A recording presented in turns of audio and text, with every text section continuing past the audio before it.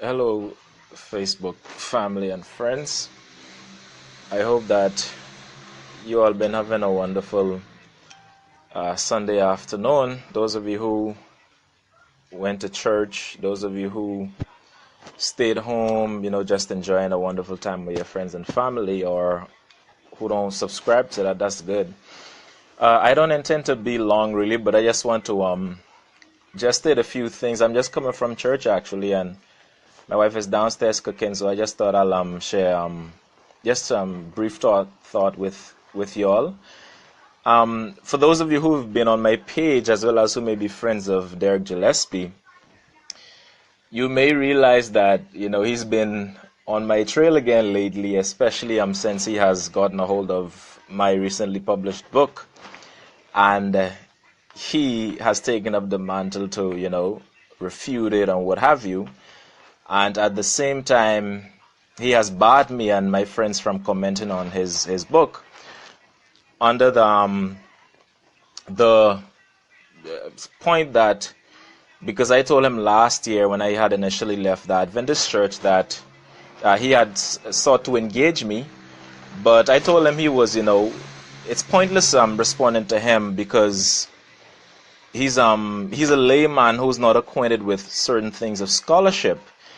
Now, I didn't say that as an embarrassment to him or as out of superiority complex or braggadocious or anything of that sort, but I was just stating a fact. Now, even though I'm not through with my degree, my bachelor's degree in theology, many persons who have interacted with me, my peers when I was up there, my lecturers, they know that I'm well advanced my tenure of studies because I'm a very studious person. I employ myself to the books and what have you.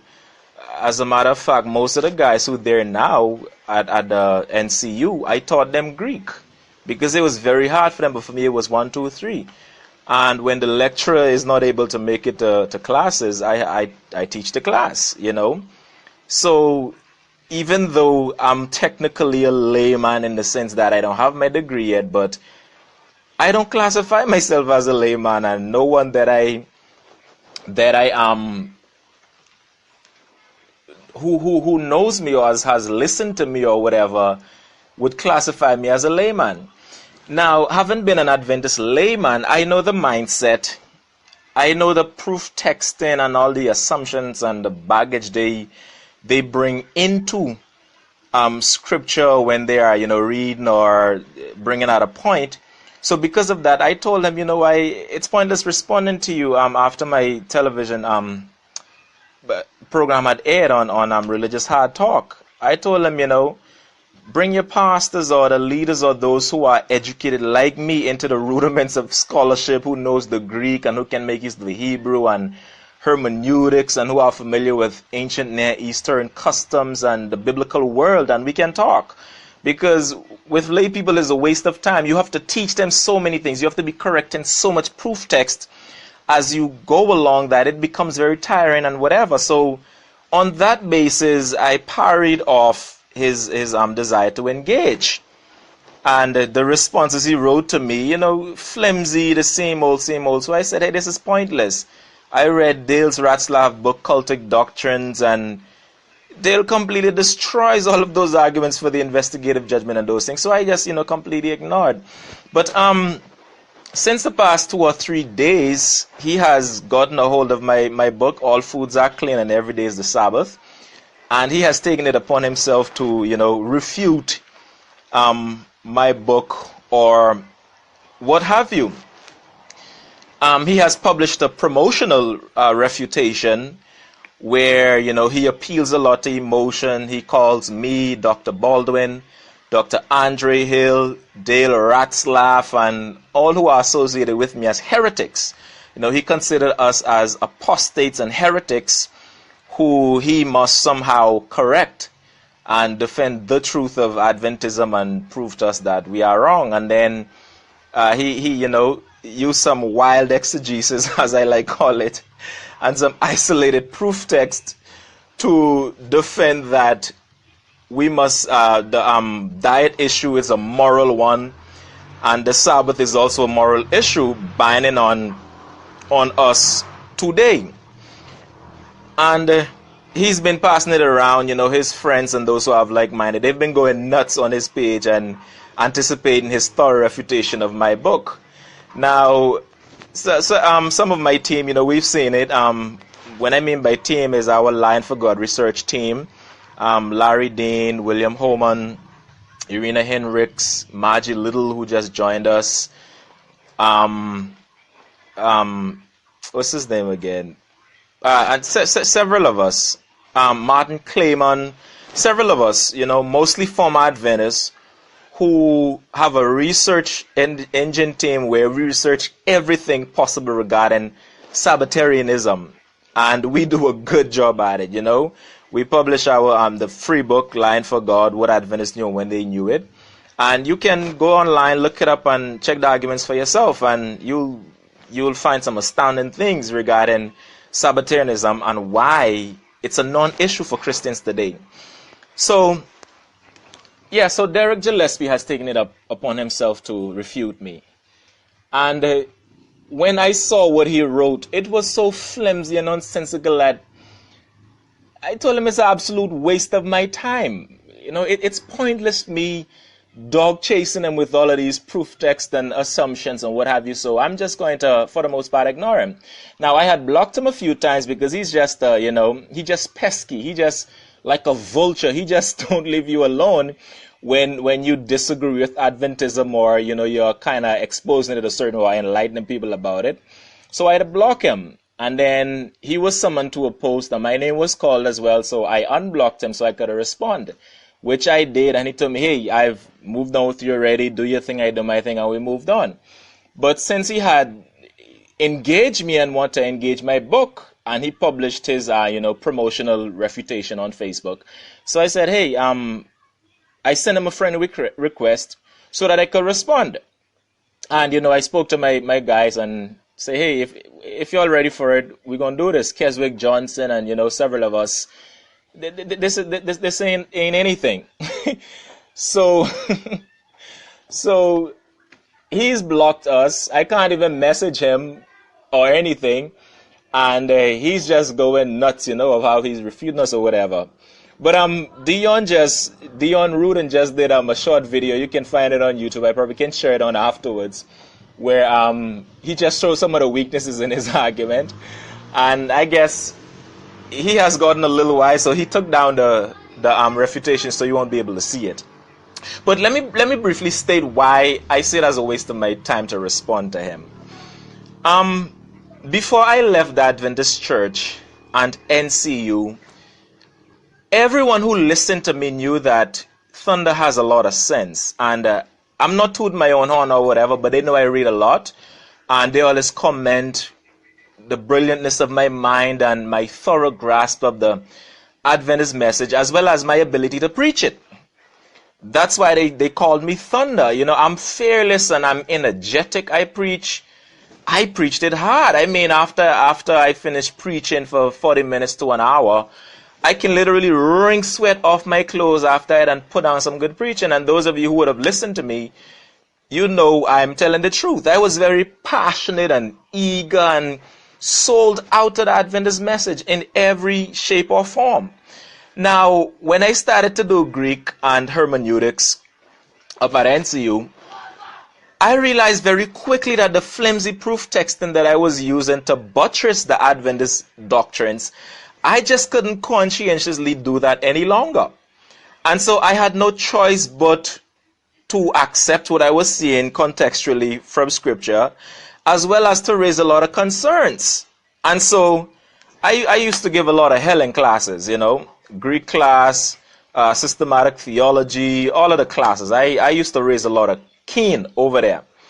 And until I was brought to the attention of the heads, Dr. Newton Clegon, he was the dean then, and the various lecturers, Dr. Isaac, Dr. Kerr, Dr. Paul, several of them. So I started to raise a lot of questions, and they just could not answer my questions as to the doctrines of Adventism.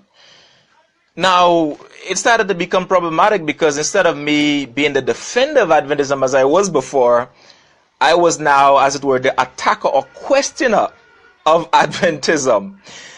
And so it became very, very troublesome. And those of you who are acquainted with the way Adventists operate, when you question the doctrines, you are easily destroyed, neck cut off, they slice you to pieces, put you in a blender and grind you up and throw you one side.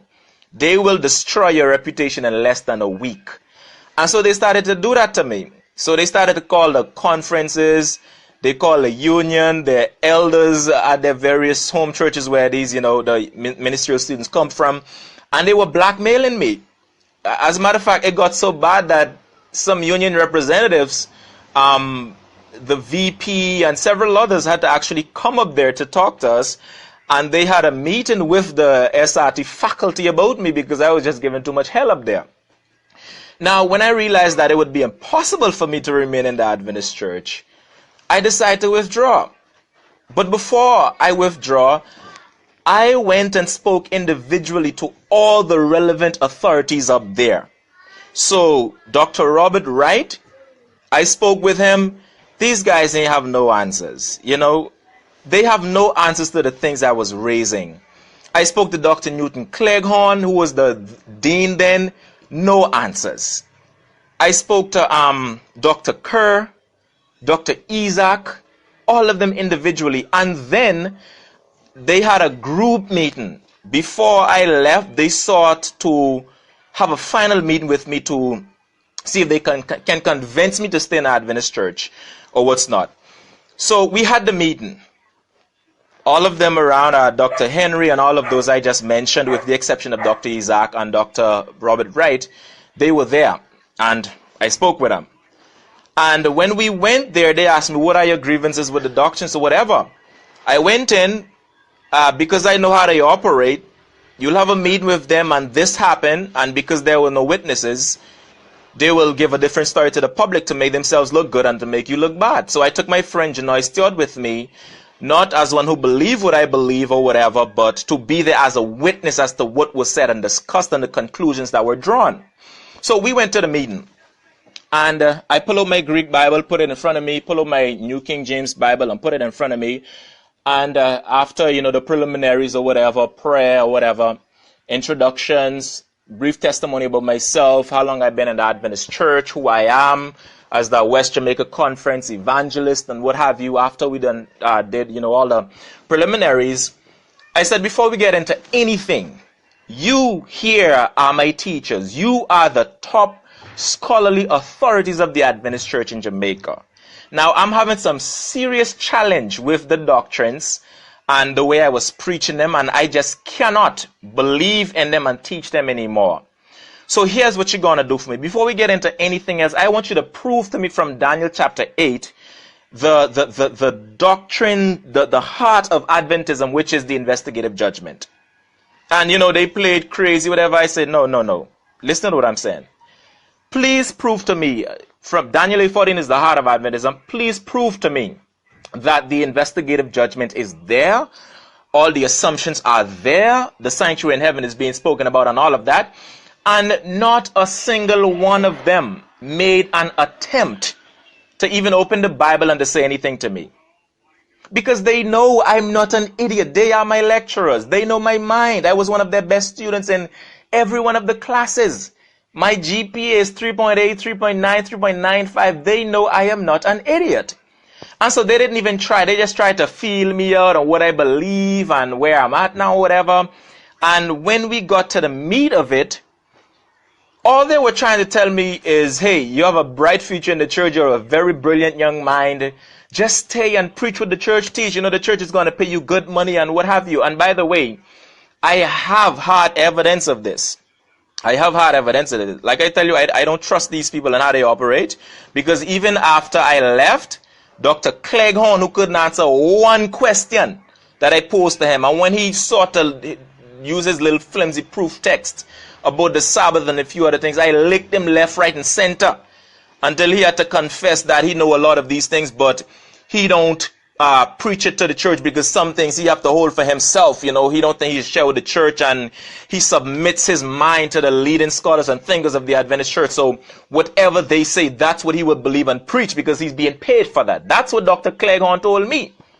And I have hardcore evidence of this. If you don't believe me, I have hardcore evidence of this. Right?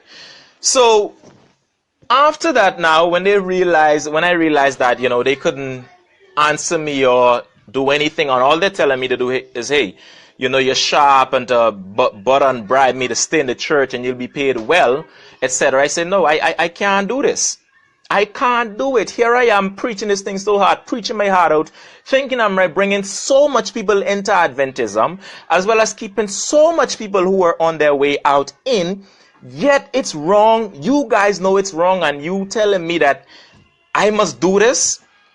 I say, no, I can't do it. I have to be true to my conscience, my theological training, to God and to the people. I have to tell them the facts. But they say, no, you can't do it, So I say, hey, I'll stay if y'all can guarantee me that I can tell them that Sabbath is no longer important, the food issue is nonsense, and all of these various doctrines, because they wanted me to stay and help bring the church, to a more evangelical and biblical focus. So I said, will I be able to preach these truths to them? They say, no, you have to preach the doctrines of the church. So I said, no, I can't do that. So I left. Even after that meeting, I got a call from the secretary of my conference, West Jamaica Conference, Pastor Donovan Williams, for us to have a meeting. And I stated my terms. I told him I require some kind of recording of the meeting, and if you can't provide it, I'm not coming, because I don't want, after we have the meeting, one thing is said and agreed upon, and then as soon as I leave, you're gonna send circulars to the church and say something else and make it look like I'm just stubborn and wrong and I'm just an idiot who don't know a thing and I'm just bedeviled and misled. So he said, no, they can't record it. So I said, no, I can't have the meeting then. And that was the end of that. So I withdrew along with my wife and the children. We withdrew from the church, because they could not provide any answers, any logical, spiritual integrity, reason for me to remain. So I left the Adventist church on that basis. Not because I was angry, not because I cheated on my wife and they didn't want to baptize me overnight, not because I had some gripe or other personal issues with the church.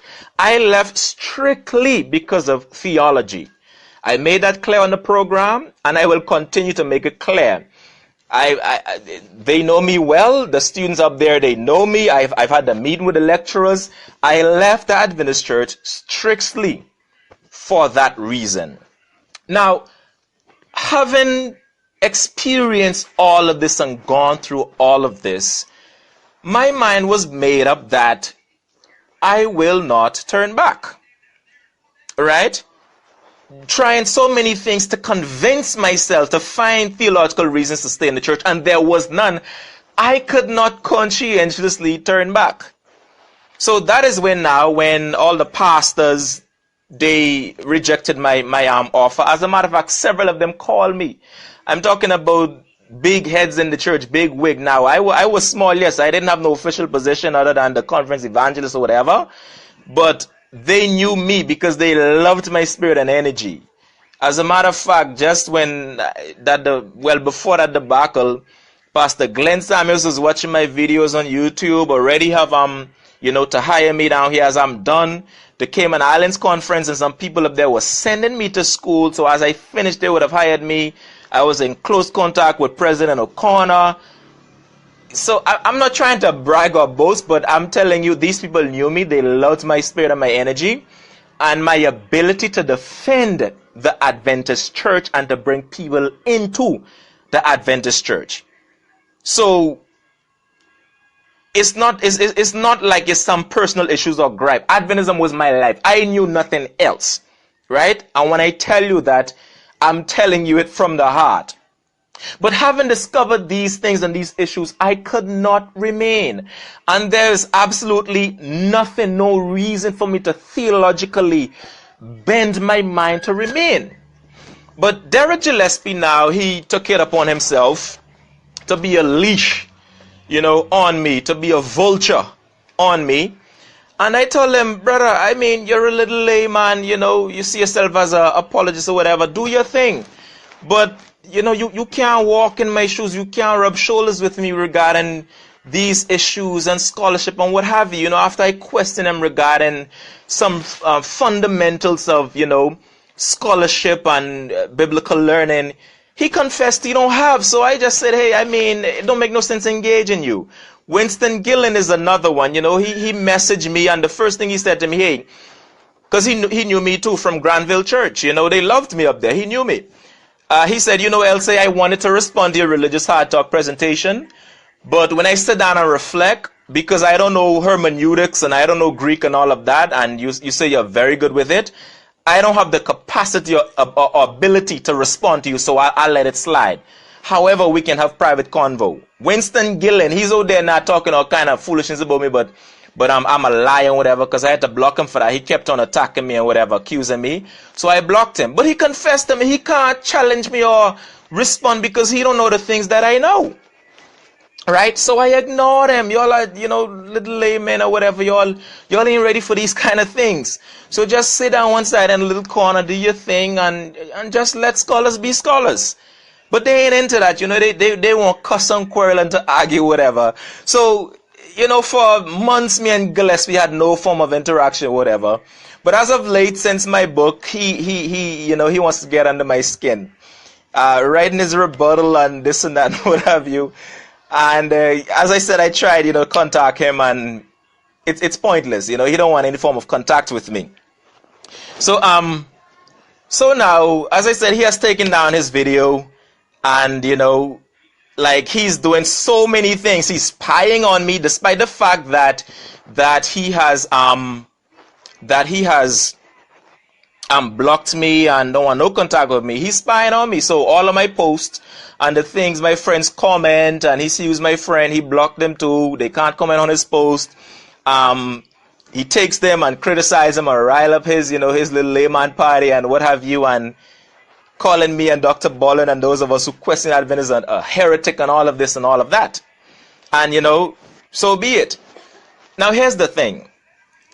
The Adventist church and its leadership, they know me very well.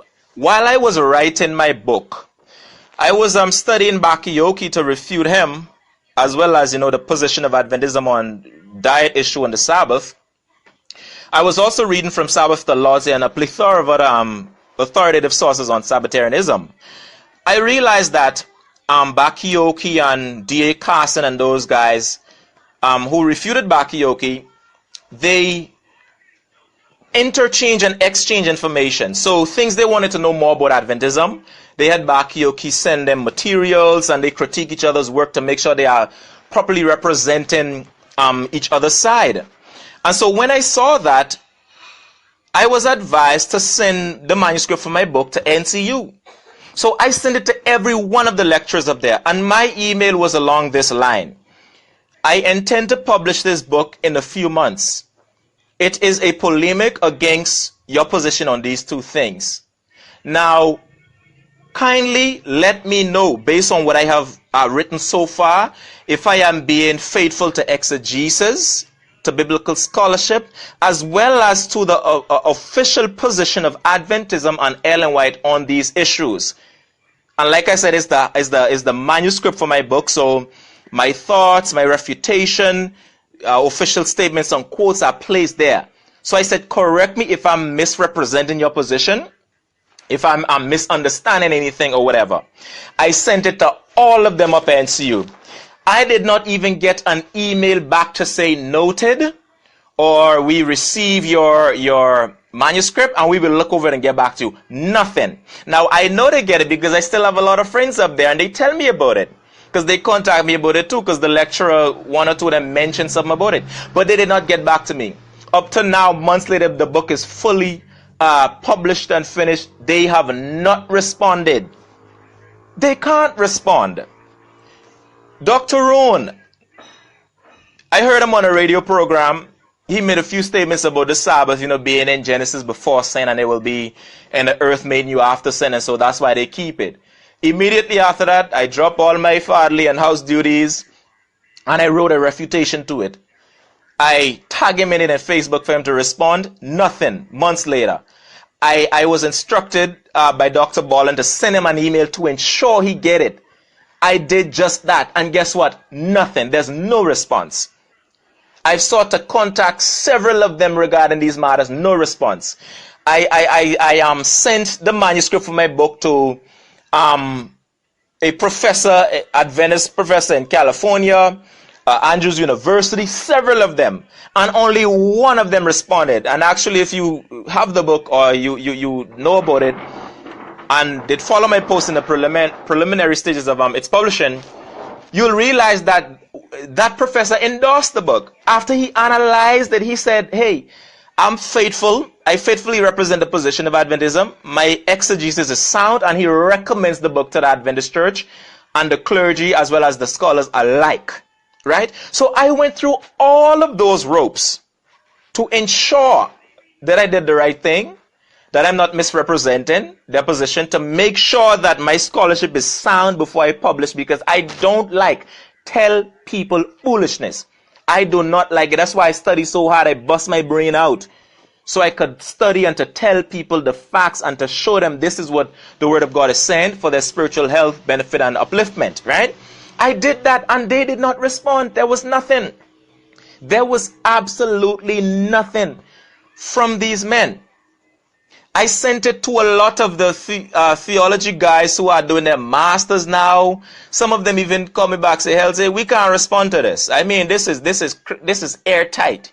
There's no way any of us seen honest biblical scholars, though we are Adventists, can dare try to refute your book. As a matter of fact, just about last month, I spoke to one from a top university in America, and they were putting together a committee to see if they can respond to me and Dr. Baldwin. And they asked him if he can, make an attempt to respond to my book or what have you. And he said to them, hey, I know Thunder for a long time. When it comes to biblical knowledge and seriousness of Bible, his head's sick, which means he's fully committed and in-depth into it. I know the capabilities he have, I don't have, so I won't even dare try to refute him. I spoke with the pastor for about an hour and we were discussing these things. And he's telling me, look out for this. This is what we're trying, but it's very hard to respond to you and Dr. Baldwin, because we know you two guys are very brilliant guys. Y'all are smart and y'all know the word, and what we say can't go around y'all so easily.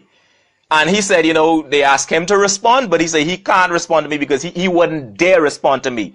He knew me over 10 years. We started school together at NCU. So he know me very well, and I won't call his name or whatever out of privacy and so that they won't be witch hunted or what have you, right? But I spoke to a lot of top authorities in the church, and this is what I keep getting back. This is the response I keep getting back. They are going nuts trying to figure out what are they going to do with me and Dr. Baldwin, because they cannot respond to our challenges. We know the doctrines of the church like the back of our hands. I know Adventism just like how I know my wife. Adventism is all I had. So too with Dr. Baldwin. So now, going through all of this with the leaders and the thinkers and the scholars and those who are thoroughly educated like me, right? And seeing this to be their response, that they cannot respond.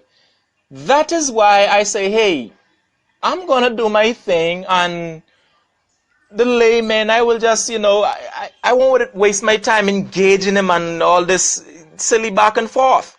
It is on that basis that I rejected Gillespie's offer to debate me or to respond to me and for me to respond to him.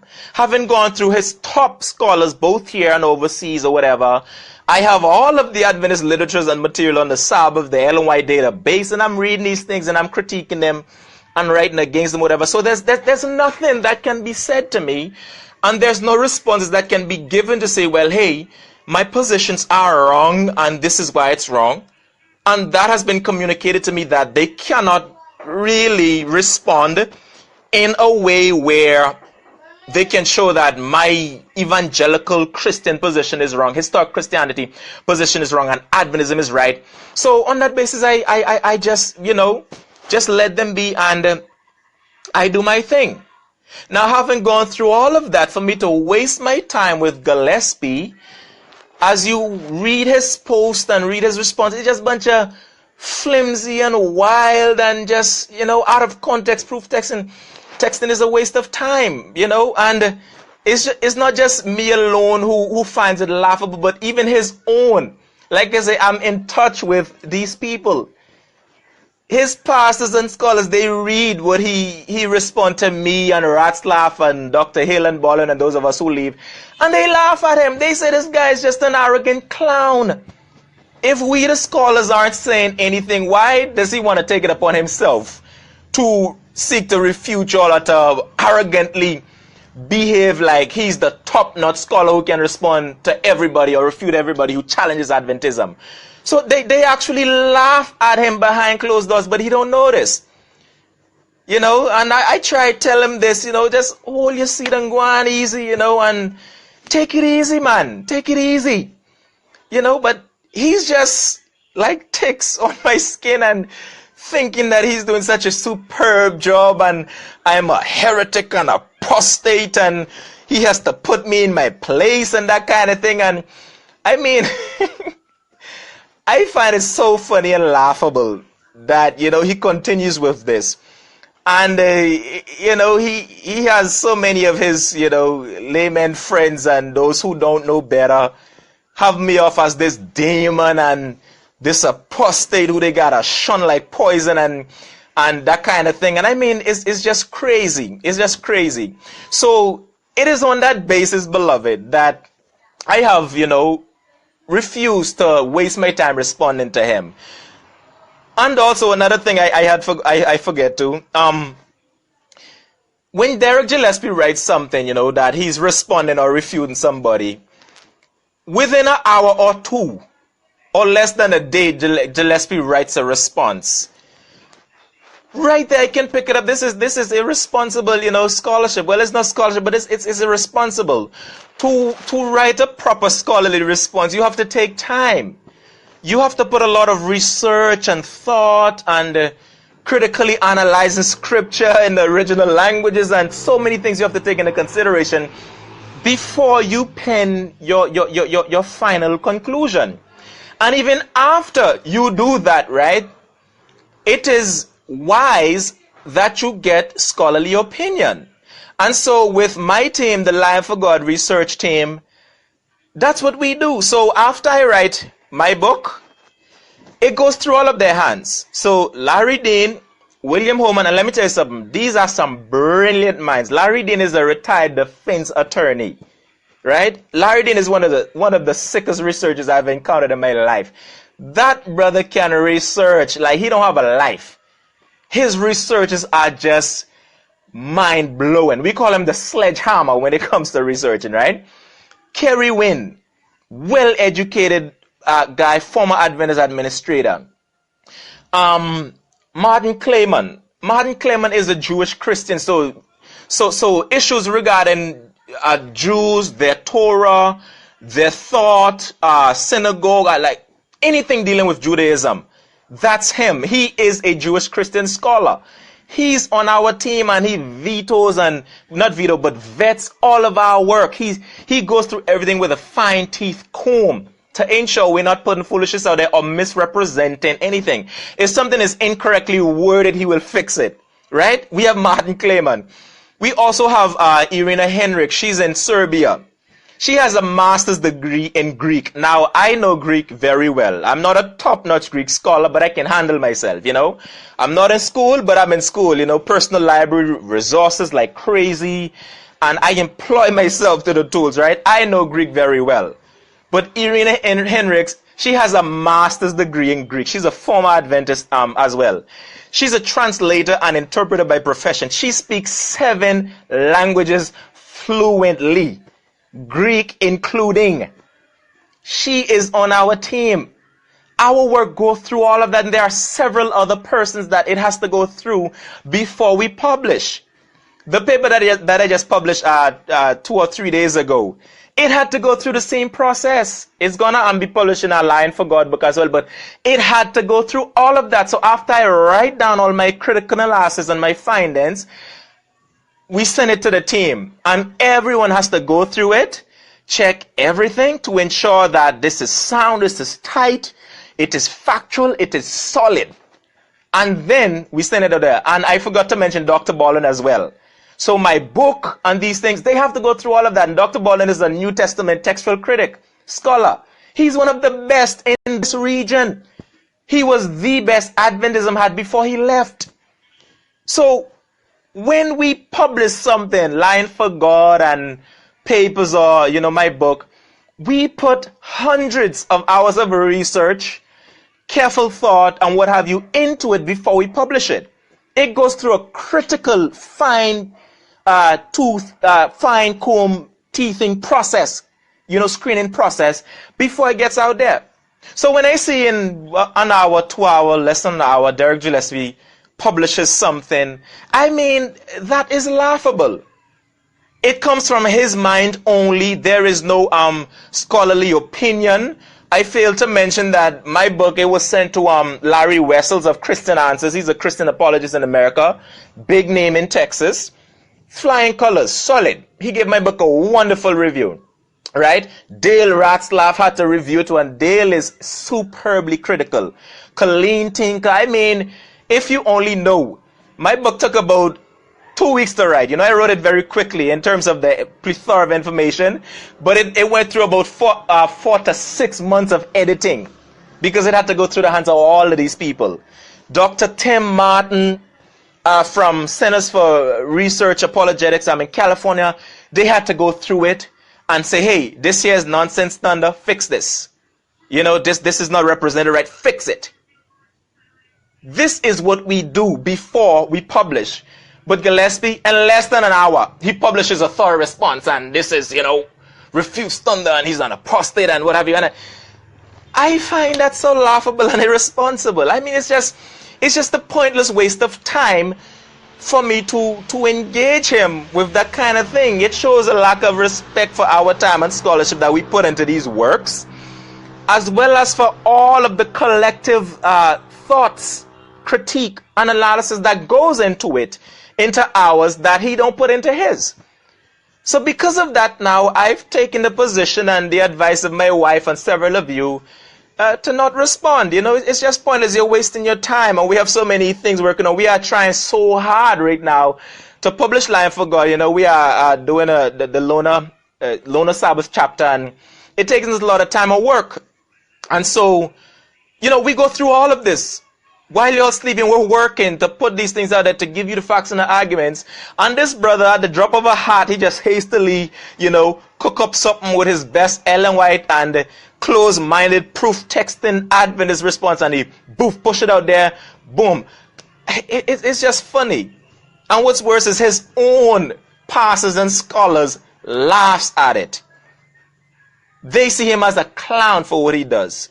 And so it's because of that, beloved, that I've decided not to, engage him or respond to him. It's just a waste of time. Not to mention that, oh, by the way, within 2 weeks, I'll be on Religious Hard Talk again, so look out for that. Me and the host, Ian Byrne, is going to have a bombshell Sabbath debate, and you will get a lot of surprises. You will get a lot of surprises from that. Look out for that. Thunder will roll hard in that debate, and you're going to be educated a lot from the interaction between me and Ian Boyne. So, as I bring this to a close, I hope you can understand my position and my passion, why I don't want to engage in him.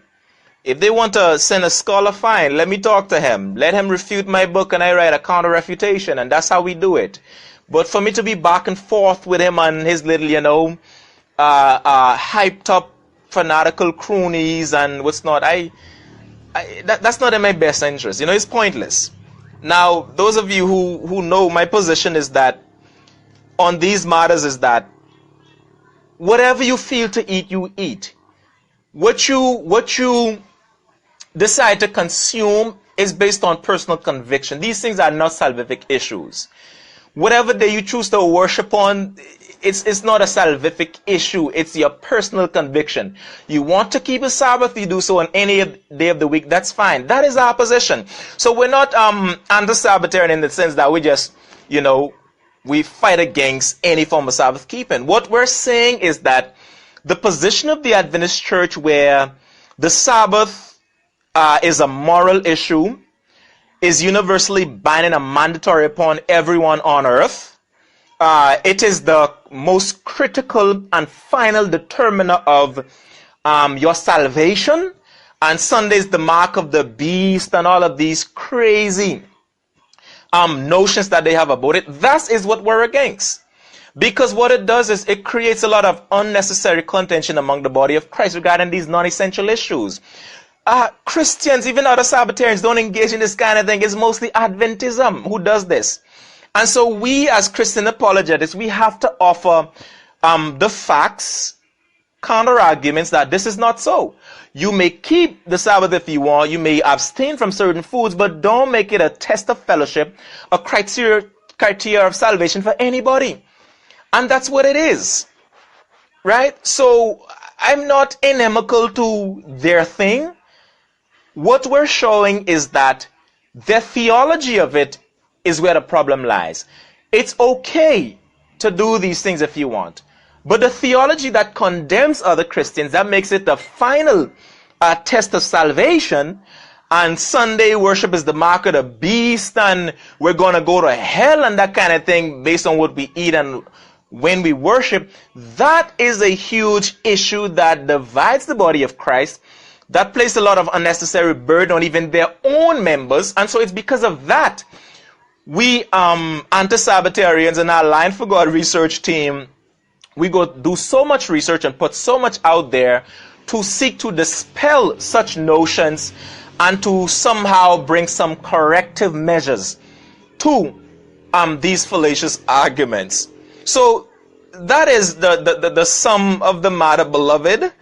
And based on my experience and interaction with the scholars and even the pastors of the Adventist church, even now I still have a lot of them who are my friends, who talk to me. While majority of them have just cut me off and I don't exist. They unfriend me on Facebook. When I challenge them, they block me. And I don't want to call names, but they know who they are. They block me, they ignore me like crazy, etc. There are still one or two who still speak with me from the top down. And I know what's happening.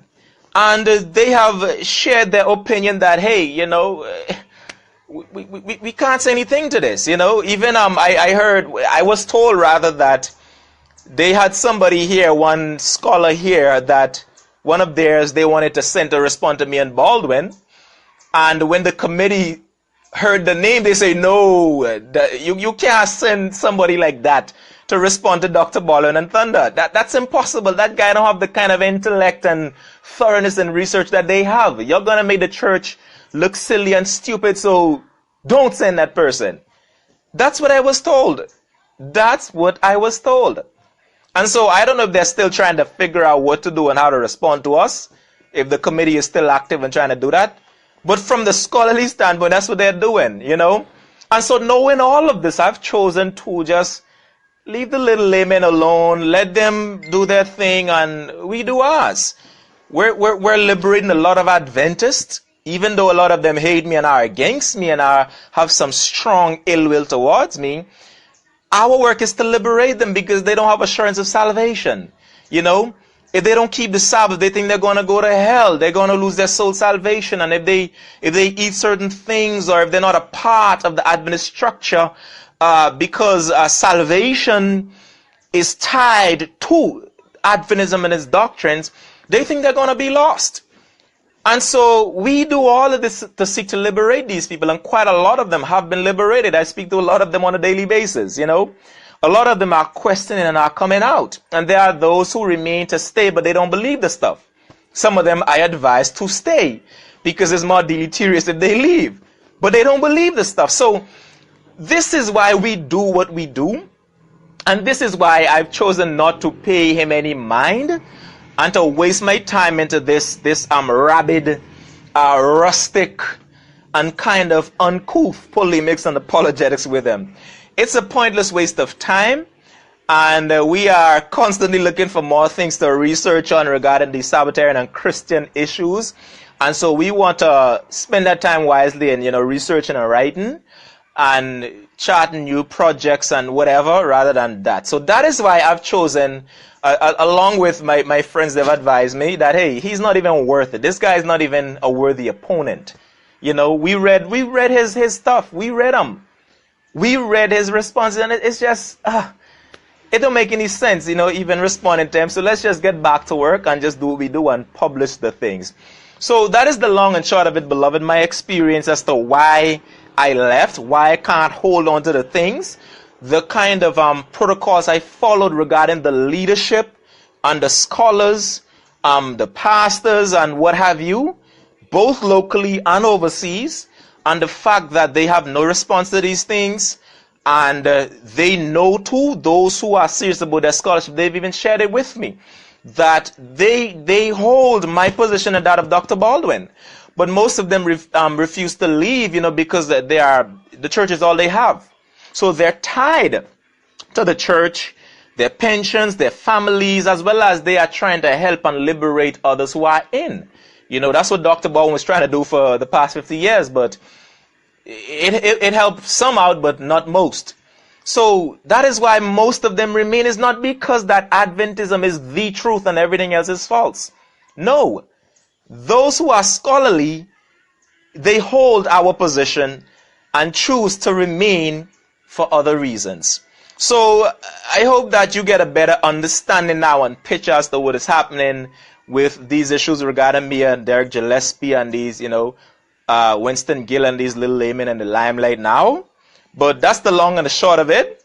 And I hope you can appreciate and understand why I cannot and could not remain in Adventism, and why I have to put the scholarly facts out there along with my team to liberate not only Adventists, but to educate evangelicals in the Christian church who don't know what they believe and they're thinking, and who are ensnared by what they do, because they go to churches and they lambast other churches and they bring a lot of people in the Sunday churches into their church, and they are in a worse state in Adventism than when they were out there. So that is the reason behind my position on these issues, and why I've chosen to just let it be, focused on what I need to do now, you know, putting the papers out there, trying to get back in school, finish my training, and let God use me to be an effective Christian minister. So thank you so much for spending these brief moments with me on your beautiful Sunday afternoon. I hope that you were blessed, inspired, and even enlightened by this brief talk. And I hope you can understand my position and understand what is behind, the spirit behind, you know, the scholarly position, as well as the laymen who are furiously attacking and demonizing myself, Dr. Baldwin, and us former Adventists who have left. So thank you again for joining. I'm going to save the video so you can watch the playback, those of you who are joining late. And I do hope that you have a wonderful Sunday afternoon, this blessed Lord's Day. Have a wonderful one. Look out for Religious Hard Talk in 2 weeks. My paper is online, so go and download it on Colossians 2. Look at it, give your feedback if you want, or whatever, rebuttal, whatever, you know, go through it. My book is available. Get your hands on it so you can compare my argument as well as his to see, you know, whose position is better defended, etc. So have a pleasant one, and I thank you for tuning in with me.